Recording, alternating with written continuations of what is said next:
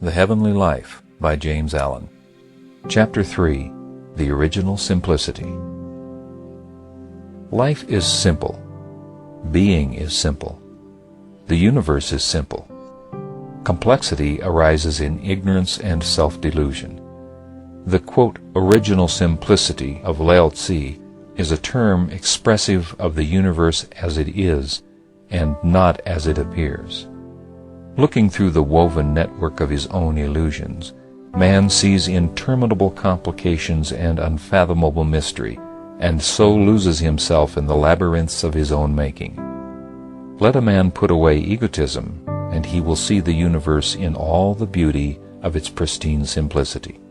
Let him annihilate the delusion of the personal pronoun I, and he will destroy all the illusions which spring from that I. He will thus re-become a little child, and will revert to original simplicity. When a man succeeds in entirely forgetting, annihilating his personal self, he becomes a mirror in which the universal reality is faultlessly reflected. He is awakened, and henceforth he lives, not in dreams, but in realities. Pythagoras saw the universe in the 10 numbers, but even this simplicity may be further reduced, and the universe ultimately be found to be contained in the number 1. For all the numerals and all their infinite complications are but additions of the One. Let life cease to be lived as a fragmentary thing, and let it be lived as a perfect whole. The simplicity of the perfect will then be revealed. How shall the fragment comprehend the whole? Yet how simple that the whole should comprehend the fragment. How shall sin perceive holiness? Yet how plain that holiness should understand sin. He who would become the greater, let him abandon the lesser. In no form is the circle contained, but in the circle all forms are contained. In no color is the radiant light imprisoned, but in the radiant light all colors are embodied. Let a man destroy all the forms of self, and he shall apprehend the circle of perfection. Let him submerge in the silent depths of his being the varying colors of his thoughts and desires, and he shall be illuminated with the white light of divine knowledge. In the perfect chord of music, the single note, though forgotten, is indispensably contained, and the drop of water becomes of supreme usefulness by losing itself in the ocean. Sink yourself compassionately in the heart of humanity, and you will reproduce the harmonies of heaven. Lose yourself in unlimited love toward all, and you will work enduring works, and shall become one with the eternal ocean of bliss. Man evolves outward to the periphery of complexity, and then devolves backward to the central simplicity. When a man discovers that it is mathematically impossible for him to know the universe before knowing himself, then he starts upon the way which leads to the original simplicity. He begins to unfold from within, and as he unfolds himself, he enfolds the universe. Cease to speculate about God, and find the all-embracing good within you. Then you shall see the emptiness and vanity of speculation, knowing yourself one with God. He who will not give up his secret lust, his covetousness, his anger, his opinion about this or that, can see nor know nothing. He will remain a dullard in the school of wisdom, though he be accounted learned in the colleges. If a man would find the key of knowledge, let him find himself. Your sins are not yourself, they are not any part of yourself. They are diseases which you have come to love. Cease to cling to them, and they will no longer cling to you. Let them fall away, and yourself shall stand revealed. You shall then know yourself as comprehensive vision, invincible principle, immortal life, and eternal good. The impure man believes impurity to be his rightful condition, but the pure man knows himself as pure being.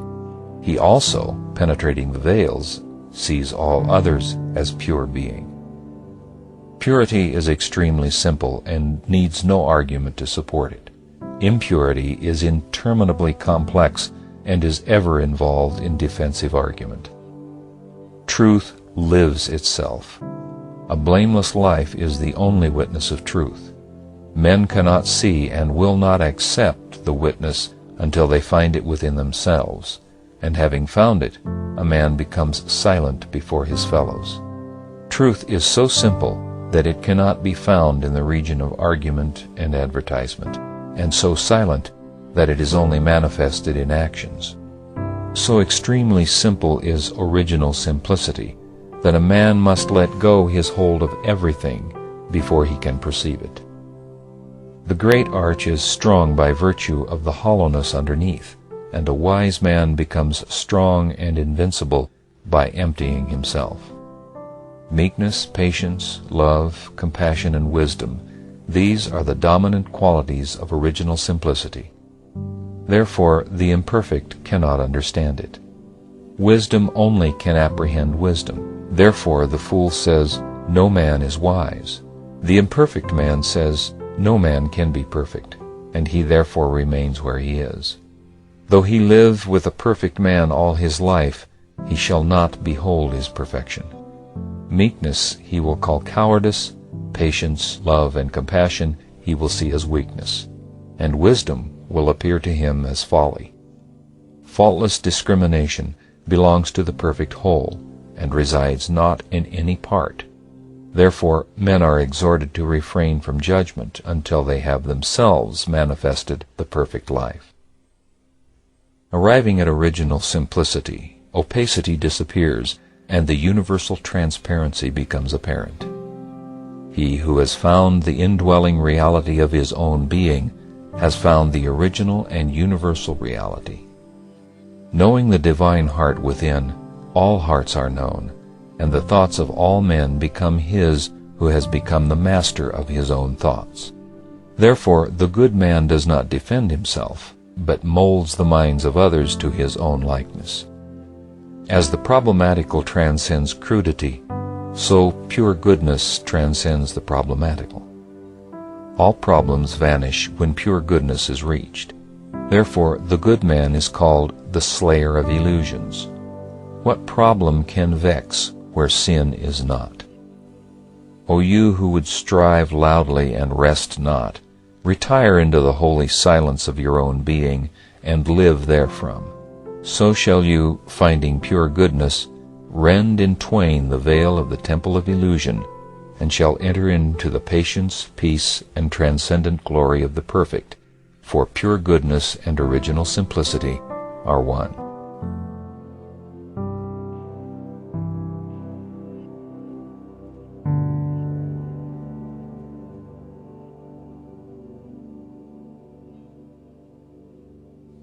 The Heavenly Life by James Allen.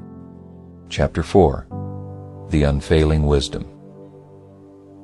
A man should be superior to his possessions, his body, his circumstances and surroundings, and the opinions of others, and their attitude towards him. Until he is this, he is not strong and steadfast. He should also rise superior to his own desires and opinions. Until he is this, he is not wise. The man who identifies himself with his possessions will feel that all is lost when these are lost. He who regards himself as the outcome and the tool of circumstances will weakly fluctuate with every change in his outward condition. And great will be his unrest and pain who seeks to stand upon the approbation of others. To detach oneself from every outward thing, and to rest securely upon the inward virtue, this is unfailing wisdom. Having this wisdom, a man will be the same whether in riches or poverty. The one cannot add to his strength, nor the other rob him of his serenity. Neither can riches defile him who has washed away all the inward defilement, nor lack of them degrade him who has ceased to degrade the temple of his soul. To refuse to be enslaved by any outward thing or happening, regarding all such things and happenings as for your use, for your education, this is wisdom. To the wise, all occurrences are good, and, having no eye for evil, they grow wiser every day. They utilize all things, and thus put all things under their feet. They see all their mistakes as soon as made, and accept them as lessons of intrinsic value, knowing that there are no mistakes in the divine order. They thus rapidly approach the divine perfection. They are moved by none, yet learn from all. They crave love from no one, yet give love to all. To learn and not be shaken, to love where one is not loved, herein lies the strength which shall never fail a man. The man who says in his heart, "I will teach all men and learn from none," will neither teach nor learn whilst he is in that frame of mind, but will remain in his folly. All strength and wisdom and power and knowledge a man will find within himself, but he will not find it in egotism. He will only find it in obedience, submission, and willingness to learn. He must obey the higher and not glorify himself in the lower. He who stands upon egotism, rejecting reproof, instruction, and the lessons of experience, will surely fall. Yea, he is already fallen. Said a great teacher to his disciples, "Those who shall be a lamp unto themselves, relying upon themselves only and not relying upon any external help, but holding fast to the truth as their lamp, and seeking their salvation in the truth alone, shall not look for assistance to any besides themselves. It is they among my disciples who shall reach the very topmost height. But they must be willing to learn." The wise man is always anxious to learn, but never anxious to teach, for he knows that the true teacher is in the heart of every man, and must ultimately be found there by all. The foolish man, being governed largely by vanity, is very anxious to teach, but unwilling to learn, not having found the holy teacher within who speaks wisdom to the humbly listening soul. Be self-reliant, but let your self-reliance be saintly and not selfish. Folly and wisdom, weakness and strength, are within a man, and not in any external thing, neither do they spring from any external cause. A man cannot be strong for another. He can only be strong for himself. He cannot overcome for another. He can only overcome for himself. You may learn of another, but you must accomplish for yourself. Put away all external props and rely upon the truth within you. A creed will not bear a man up in the hour of temptation.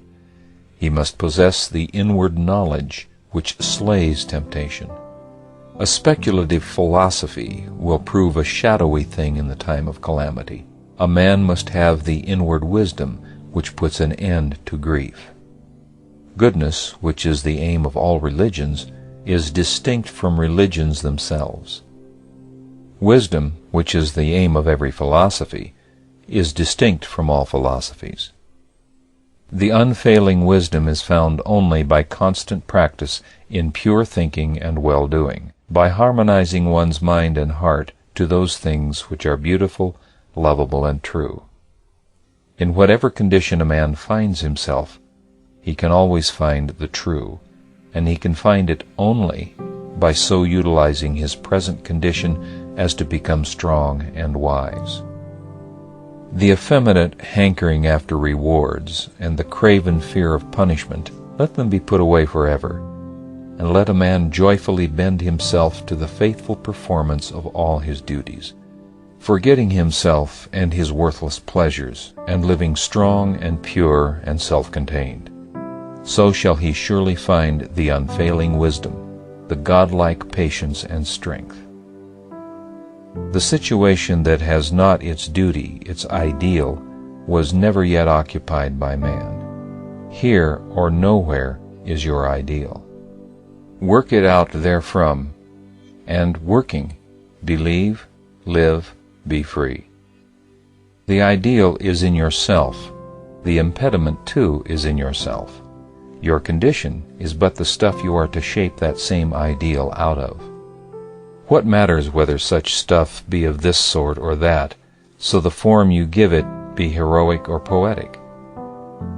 O you that pine away in the imprisonment of the actual, and cry bitterly to the gods for a kingdom wherein to rule and create, know this of a truth: the thing you seek is already within you, here and now, could you only see. All that is beautiful and blessed is in yourself, not in your neighbor's wealth. Are you poor? You are poor indeed if you are not stronger than your poverty. You have suffered calamities? Well, will you cure calamity by adding anxiety to it? Can you mend a broken vase by weeping over it, or restore a lost delight by your lamentations? There is no evil but will vanish if you will wisely meet it. The godlike soul does not grieve over that which has been, is, or will be, but perpetually finds the divine good and gains wisdom by every occurrence. Fear is the shadow of selfishness and cannot live where loving wisdom is. Doubt, anxiety, and worry are unsubstantial shades of the underworld of self, and shall no more trouble him who will climb the serene altitudes of his soul. Grief also will be forever dispelled by him who will comprehend the law of his being. He who comprehends shall find the supreme law of life, and he shall find that it is love, that it is imperishable love. He shall become one with that love, and loving all with mind freed from all hatred and folly, he shall receive the invincible protection which love affords. Claiming nothing, he shall suffer no loss, seek no pleasure, he shall find no grief, and employing all his powers as instruments of service, he shall evermore live in the highest state of blessedness and bliss. Know this: you make and unmake yourself. You stand and fall by what you are. You are a slave if you prefer to be. You are a master if you will make yourself one. Build upon your animal desires and intellectual opinions, and you build upon the sand. Build upon virtue and holiness, and no wind or tide shall shake your strong abode. So shall the unfailing wisdom uphold you in every emergency, and the everlasting arms gather you to your peace. Lay up each year thy harvest of well-doing, wealth that kings nor thieves can take away. When all the things thou callest thine, goods, pleasures, honors, fall, thou in thy virtue shall survive them all. End of chapter 4.